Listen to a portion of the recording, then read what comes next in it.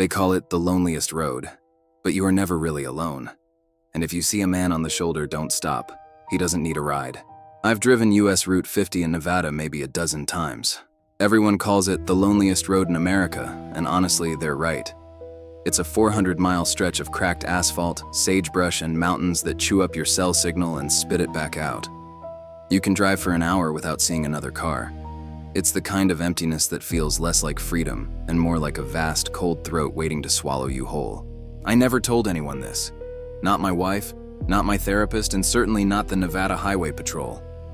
It's one of those things you keep locked away, knowing the minute the words leave your mouth, you'll sound either insane or like you're trying to sell a cheap horror novel. But the truth is, I know why they call it the loneliest road. It's not because there's nothing on it. It's because of who is on it. This happened 3 summers ago. July. It was a scorcher, maybe 95 degrees, even after the sun had completely set behind the low, purplish peaks. I was driving a load of specialized mining equipment from Reno, heading east toward Ely. It was a long haul, and I was deep into that zombie-like rhythm of the road, cruise control, bad 80s rock, and the white line flickering under the headlights. I was somewhere between Eureka and Austin, in that dead zone where the only light comes from the cosmos and your high beams.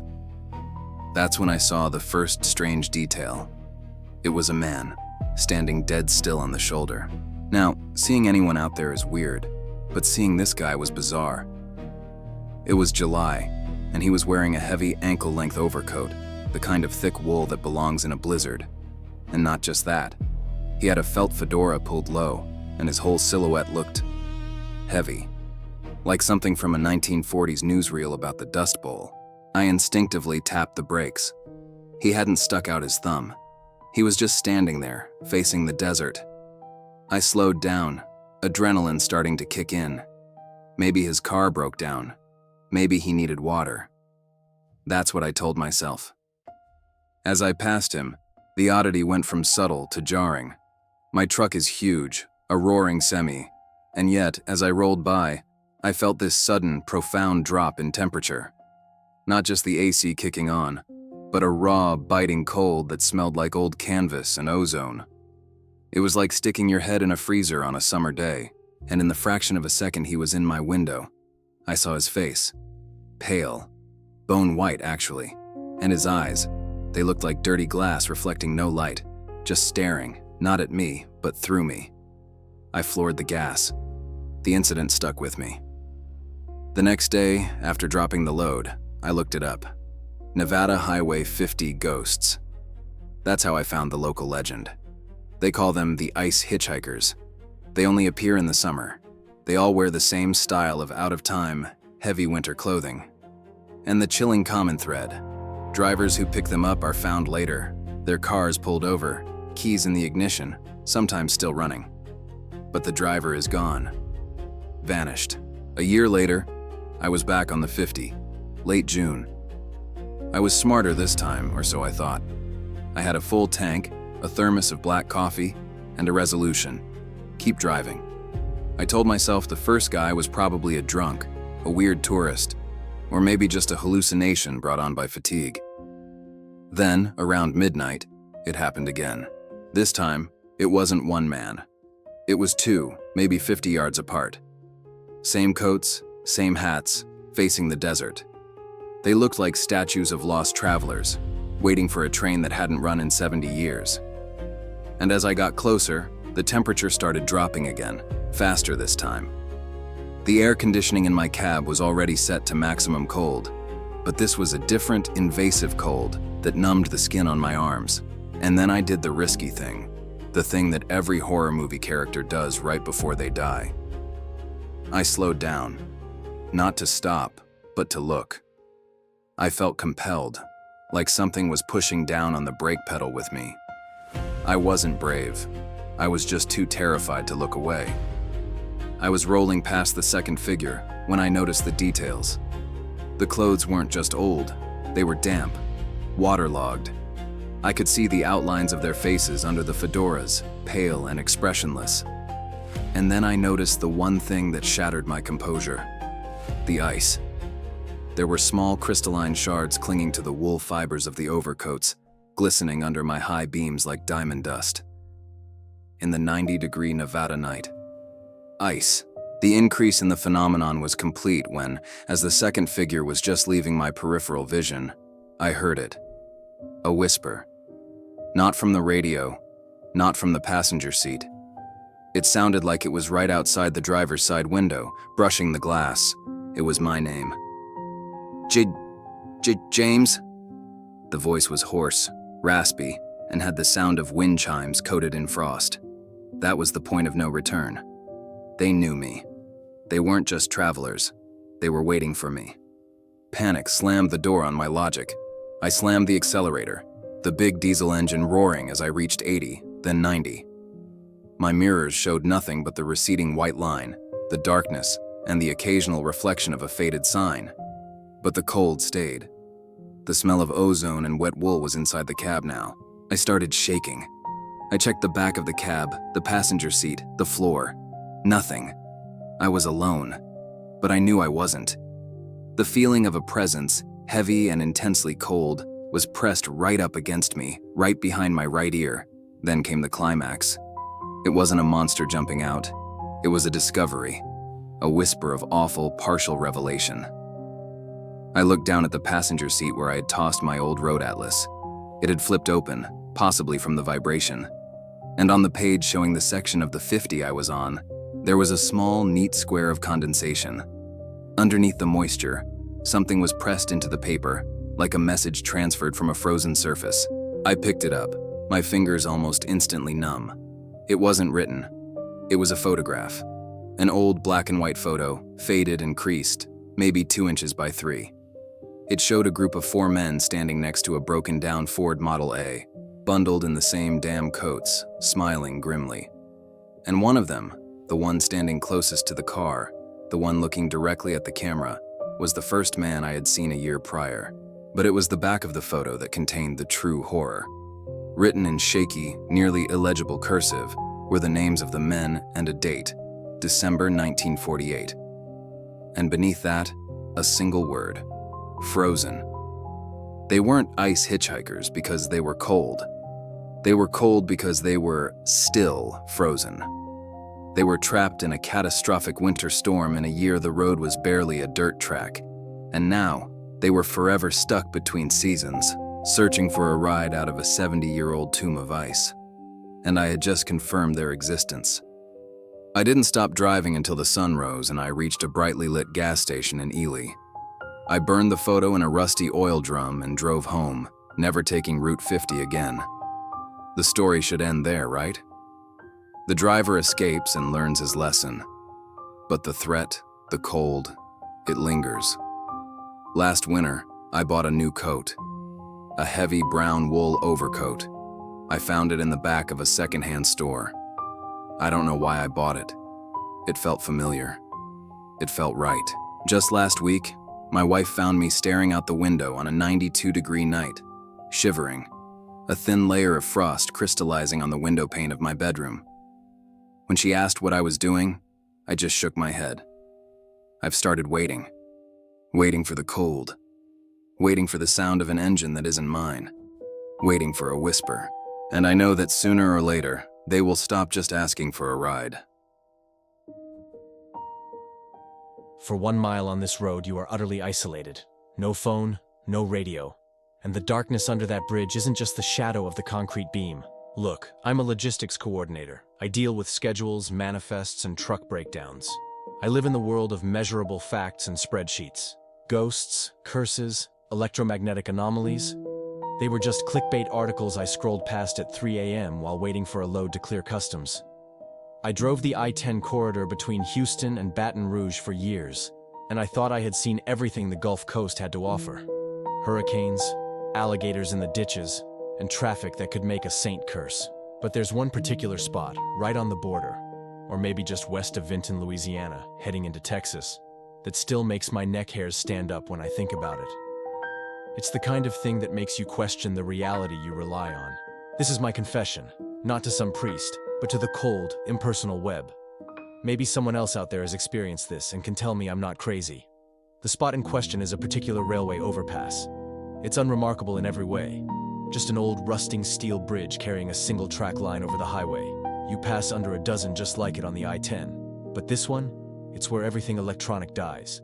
We call it the dead zone. The first time I experienced the initial, subtle detail, I dismissed it instantly. It was a scorching afternoon. I was in my old Ford F-150 heading west. As I approached the overpass, my AM/FM radio, which was blasting some classic rock, just cut out.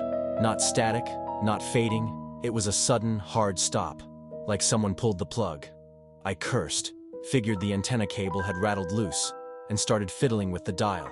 Then, just as suddenly, when I cleared the bridge, the radio sprang back to life, mid-note. Weird, but I filed it under old truck quirks. It happened again a few weeks later. This time, I was relying on the GPS on my phone for a quick detour.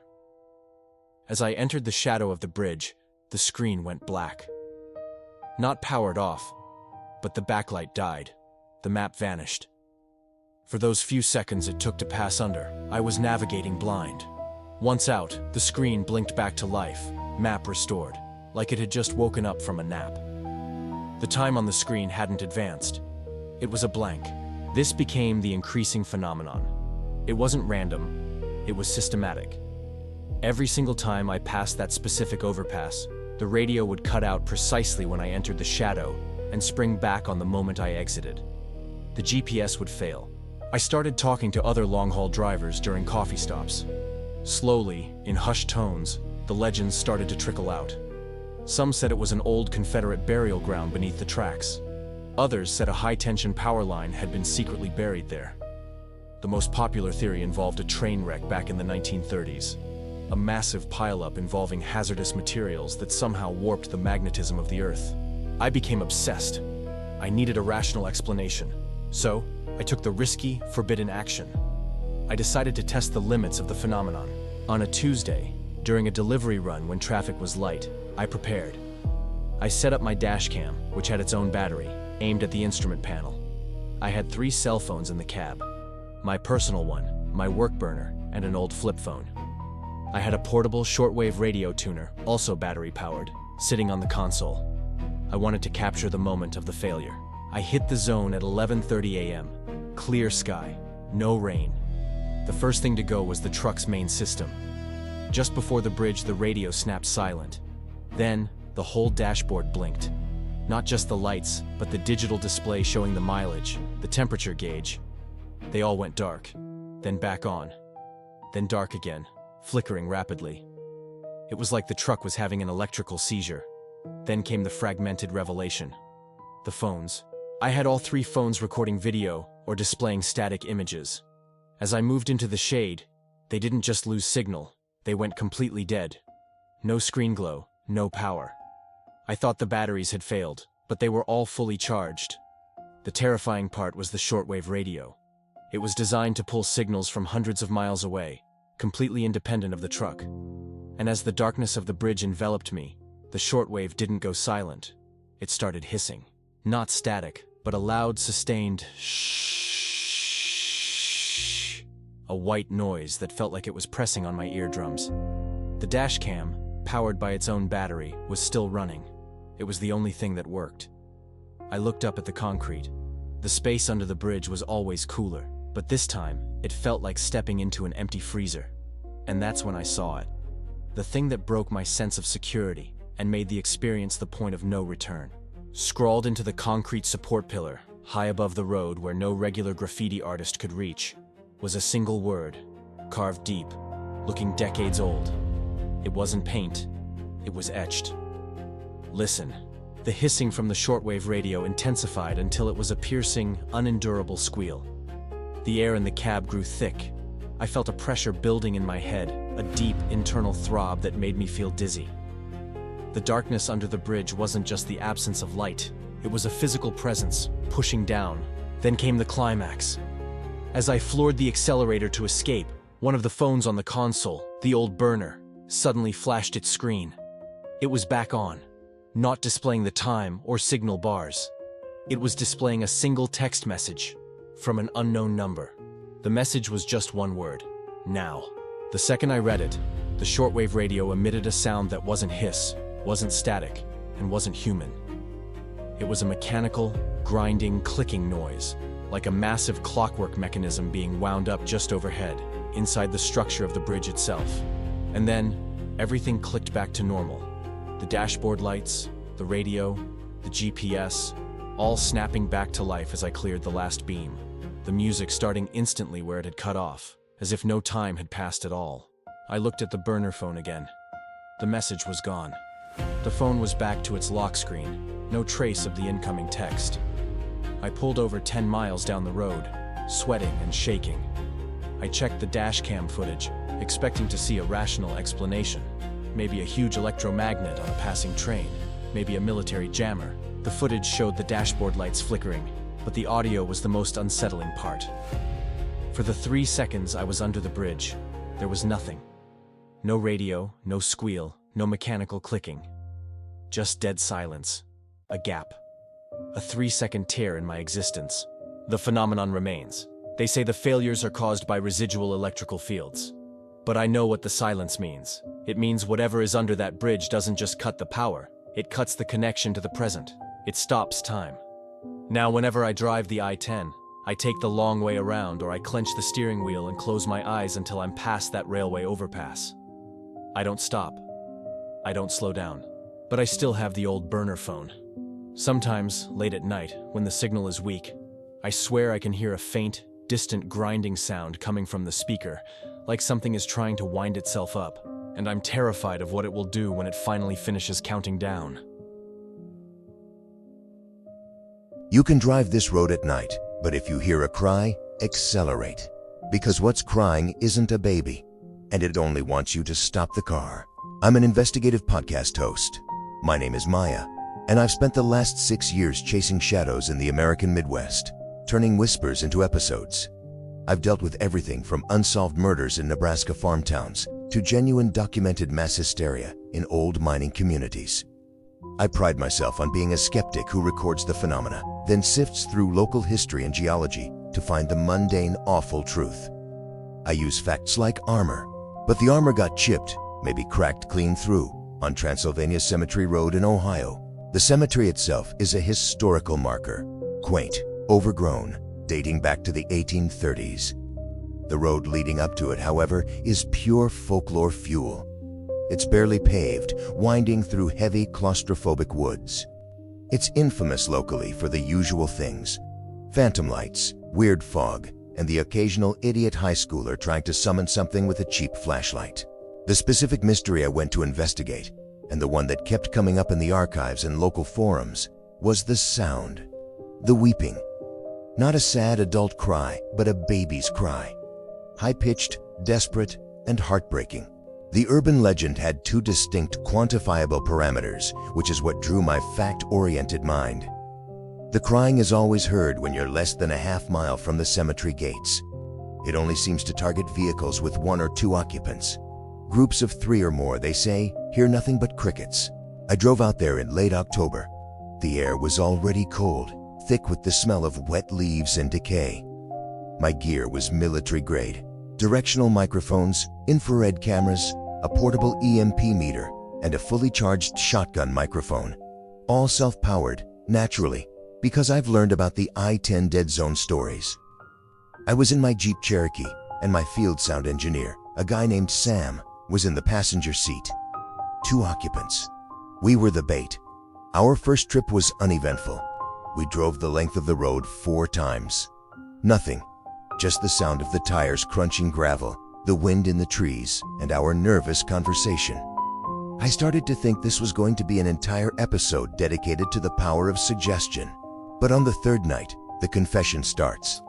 We were driving slowly, maybe 10 mph, nearing the halfway point. Sam had been quiet for a while, scrolling through spectral analysis software on his laptop. He suddenly looked up, his face pale in the light of the screen. "Maya, check the subband filter." I did. It measures frequencies below the range of normal human hearing. He had captured a pulse. A low, rhythmic thump. Thump, thump, thump. It wasn't seismic. It was too regular. And it was getting stronger. This was the first detail that was genuinely strange. It wasn't the sound we were looking for, but it was something. We continued for another quarter mile, passing under a dense canopy of ancient oaks. The rhythmic thumping was now a physical presence. I could feel the low frequency vibrating through the floorboard and into my feet. It felt like a giant heartbeat buried beneath the road. Then the phenomenon increased, transitioning from a low thrum to an unmistakable, audible noise. "Did you hear that?" I whispered, slamming the brakes. Sam's eyes were wide. "Yeah, it's metal on metal, like a grinding." We sat in the dark, windows down, the cold air rushing in. The grinding sound was coming from ahead, near the cemetery gate, but it wasn't constant. It was a rhythmic scrape, pause. Then the grinding stopped, replaced by a sound that sent a spike of pure dread down my spine. The crying. It was exactly as described. A tiny, thin wail. A baby in distress. It sounded impossibly close, yet also distant, muffled by the dense trees. It was the most heartbreaking, effective sound I have ever heard. Every protective instinct I had screamed at me to stop the car, find the source, and help. I forced myself to keep the engine idling. I looked at Sam, who was frantically pointing his shotgun mic out the window. "We have to go closer, Sam," I said, my voice shaky. "No, Maya. Listen to the pitch. It's too steady. No gasping, no change in volume for a distress cry. It's synthesized. It's a lure." He was right. The crying continued at the exact same volume and pitch, a perfect loop of misery. I made the risky choice, the action that creates complicity with the audience. I had to get a visual confirmation, even if it was just a discarded speaker. I eased the car forward, inch by inch, ignoring the agonizing pleas of the baby. As we crept forward, I committed the ultimate breach of security. I turned off the headlights. We were plunged into total, suffocating darkness, illuminated only by the faint glow of the dashcam screen. I wanted to see if the phenomenon was purely audio, or if there was something physical lurking in the dark. The moment the lights went out, the crying stopped. Total, absolute silence. Not even the crickets. But now, the fragmented revelation began. Sam let out a gasp and pointed at the passenger side window. Pressed against the glass, just inches from his face, was a handprint. Not dirty, but perfectly clean, almost wet. It was small, the size of a child's or a very small adult's hand. And then, a new sound. The sound that became our point of no return. It was not a cry, but a single sickening thud from the roof of the Jeep, followed by a light, dragging scrape, moving towards the rear. Something heavy, but not quite solid, was moving over the metal. "Drive, Maya, drive!" Sam yelled, already fumbling for the door lock. I slammed the gas. The Jeep roared, spitting gravel as we shot toward the cemetery gate, which was now faintly visible. As the back of the car fishtailed, Sam looked in the rearview mirror. "There it is, under the gate." I risked a glance. Through the rear window, back in the direction we had come, I saw the climax. It wasn't a baby, it wasn't a speaker, it was a machine. Under the wrought iron of the cemetery gate, barely visible in the faint moonlight, was a low, squat metallic shape. It looked like a cast iron coal stove that had been fitted with thick, stubby metal legs. It was slowly, awkwardly, grinding its way across the road. The crying must have been an acoustic emission from its internal mechanism, the thump, the sound of its movement. And around it, suspended in the air, was a thin, shimmering halo, almost like heat haze on a hot road. But this was a freezing night. And I understood the terrifying logic. It was an electromagnetic lure. It needed the energy from a running car. The less mass in the vehicle, fewer than 3 occupants, the easier it was to affect. It wasn't attracting the drivers to feed on them. It was attracting the vehicle to feed on its power. The handprint was it trying to press itself against the metal of the car, trying to drain the battery, the starter, the alternator. That sound of metal on metal?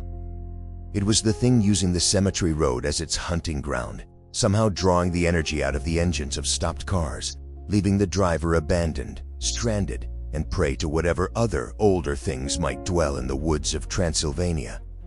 I drove out of the woods and onto the highway without stopping.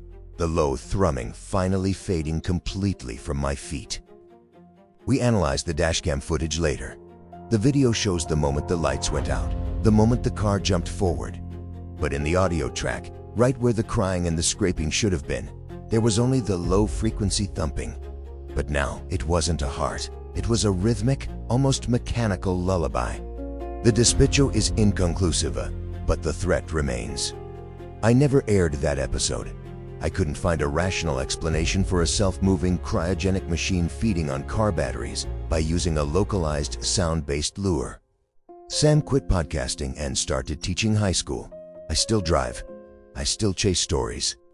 But I never take my car through a dark, remote area with fewer than 3 people.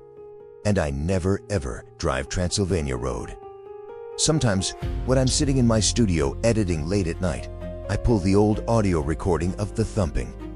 I listen to that rhythmic, deep pulse. It feels like it's calling to me, drawing me back to its power source. Because the greatest lure wasn't the cry, it was the silence it left behind. Thanks for watching. Like and subscribe for more scary stories.